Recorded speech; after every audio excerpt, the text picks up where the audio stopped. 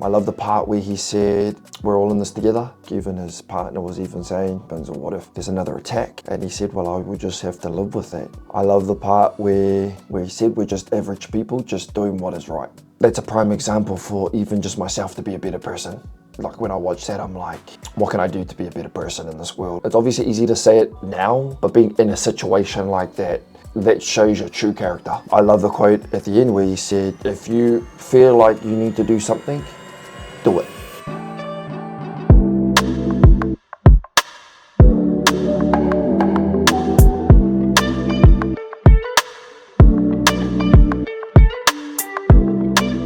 So today we will be reacting to Boatlift, an untold tale of 9/11 resilience. We've had a few comments suggest this, and obviously this is the first video that I'll be covering in terms of 9/11. I do understand that this week is a very sacred week for all my American friends, and I'll be reacting to this with the deepest respect for all of you.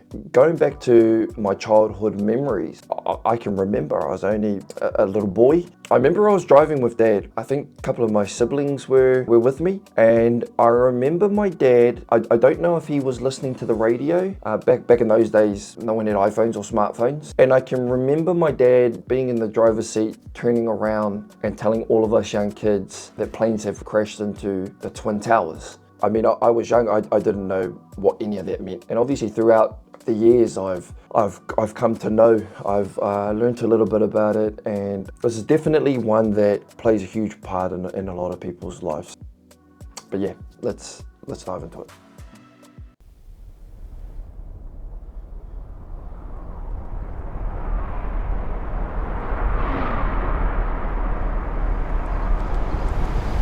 I thought I was watching a movie, Towering Inferno at first, and then I looked real close and I noticed it was the World Trade Center.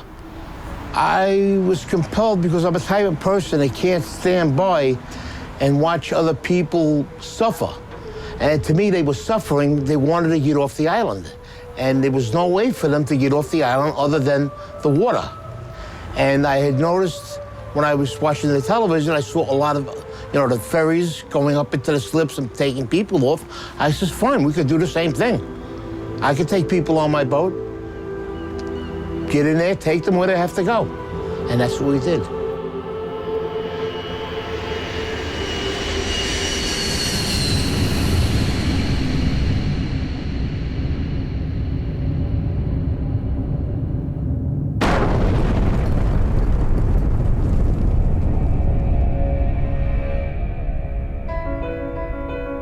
On the morning of September 11th, when the towers came down, millions of people ran for safety. Hundreds of thousands of them ran south to the water's edge. That's when they realized that Manhattan is indeed an island, and that they were trapped. They were feeling helpless, and that's the worst feeling in the world. What was a person on the ground going to do? Buildings were down. There were people laying under the rubble of the building. Firemen, civilians. My wife was there, and I turned around, I says, I've got to go do something. Just like that. And she looked at me, she says, what are you going to do, you maniac? I says, I'm going to take the amberjack up into the city and help. She says, but what if they're attacked again? I says, well, then that's something I have to live with. I says, I have to do what I have to do. I says, and nobody can stop me right now.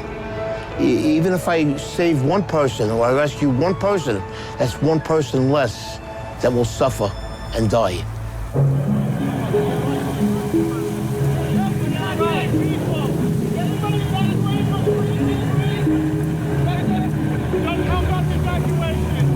They were trying to evacuate Manhattan because nobody knew what was going on. You didn't know if something else was going to happen. It was just, a madness on one side and wanting to help people on the other side. They were just streaming out of the buildings, and the first mode of transportation they saw was a ferry boat. And that's when they knew, this is how I'm getting out of here. So they didn't even care where the boat was going. There wasn't panic in New York in the beginning, just volume. It wasn't until the first building fell that there was panic.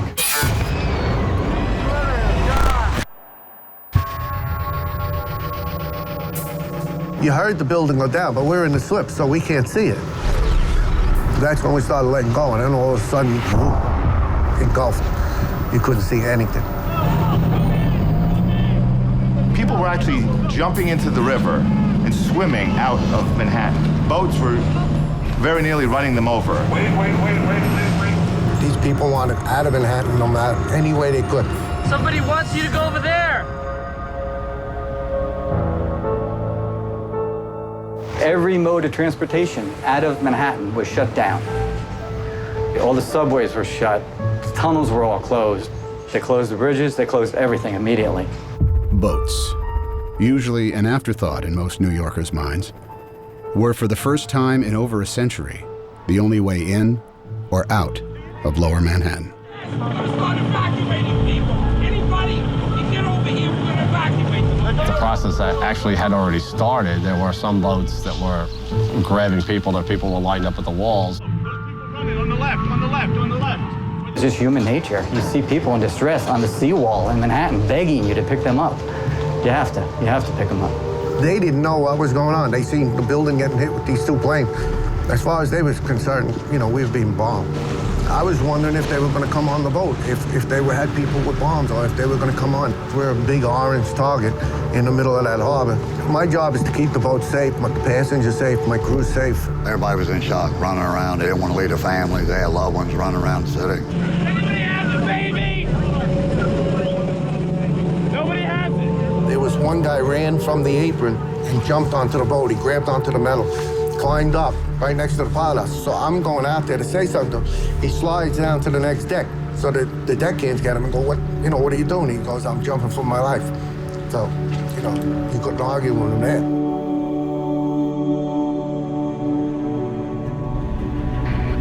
There was a small boat that was at the lower tip of Manhattan. I thought the boat was going to flip over because so many people were trying to get on. And as I looked behind, they were just 10 deep. And that's kind of what gave us the idea. We decided that this has to get better organized and we better do it, and that's what we did. So we decided to make the call on the radio. All available boats. This is the United States Coast Guard aboard the pilot boat in New York. Anyone want to help with the evacuation of Lower Manhattan, report to Governor's Island. When that call came on the radio, they were coming. I was uncertain of who was going to respond. About 15, 20 minutes later, there are just boats all across the horizon. Literally 100 targets converging on the lower part of Manhattan. When we came out of that dust cloud, tugboats, I'd never seen so many tugboats all at once. There was just like a fleet of tugboats headed to Manhattan. If it floated and it could get there, it got there. All different size, shapes, and form. And they were zooming across this water. Ferries, private boats, party boats. I worked on the water for 28 years. I've never seen that many boats come together at one time that fast. One radio call and it just came together just that fast.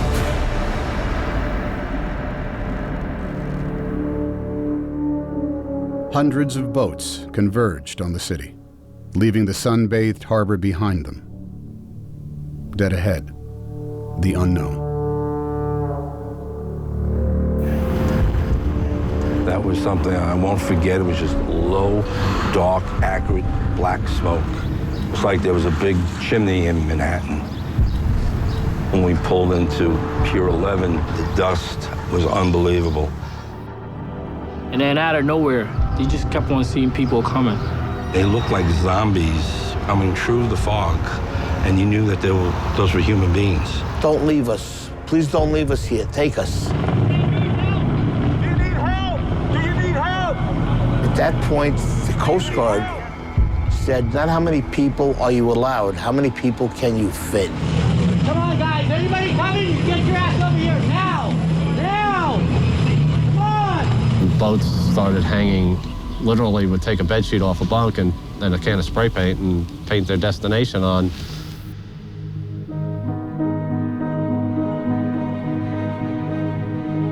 Some of these people never been in the water, never been on a boat before. Housewives, workers that do windows, We had executives. And the thing that was the best, everyone helped everyone. I want you to hold my hand. Come on board. Get inside. One at a time. Get inside. I saw 4 businessmen lifting up an old woman with a seeing eye dog, a German Shepherd, and they lifted her up like a surfboard and passed her over the handrails. When we would carry a load of people over, and there was somebody standing there that seen their husband or wife, you know, that made us feel even better, you know. Well, at least we got 2 back together, you know. Just keep on going, you know. The guy that works at the ferry, he's a welder. His son was on my boat. He actually came up.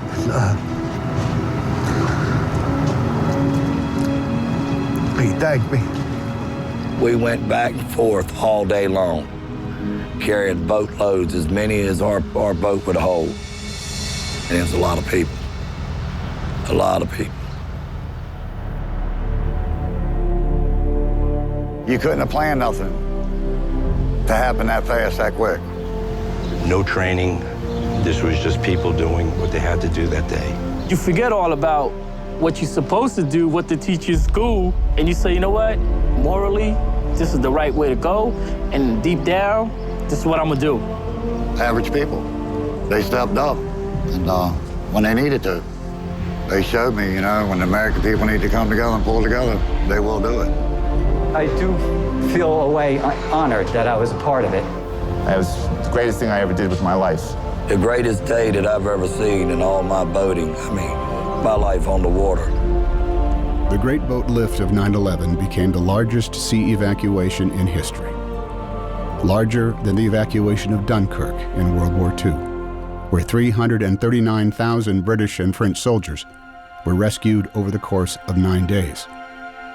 On 9/11, nearly 500,000 civilians were rescued from Manhattan by boat. It took less than 9 hours.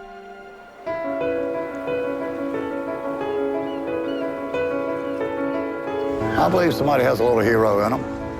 You gotta look in, and it's in there. It'll come out, if need to be. I have one theory in life. I never want to say the word I should have. If I do it and I fail, I tried. If I do it and I succeed, better for me. And I tell my children the same thing. Never go through life saying you should have. If you want to do something, you do it. Wow, I'm just trying to process my thoughts. There are a few things that really stood out to me in this. What's cool about the story is they're just human beings that are wanting to do what's good in a situation like that.